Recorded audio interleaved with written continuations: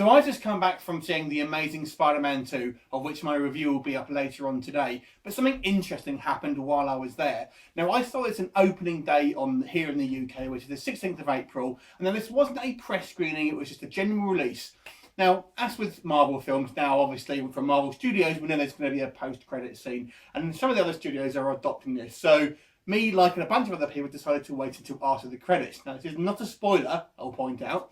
And instead of an actual Spider-Man after credit scene, what we got was an X-Men one. And it was actually a scene from the Days of Future Past movie that's come out that I haven't actually seen before, that has not been released.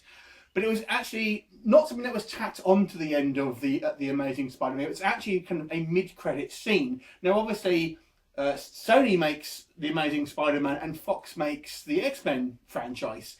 And it baffles me how this has actually happened, because obviously the actual print that the cinema is running has this scene of X-Men actually implanted within the kind of the actual Spider-Man, the actual Spider-Man movie. So it's not something that's kind of been tacked on as kind of like an extra trailer. Now, like I said, this is only opened here in the UK, and I'm not sure if it's going to be the same around the world, and when it's released in America next week or whenever it is.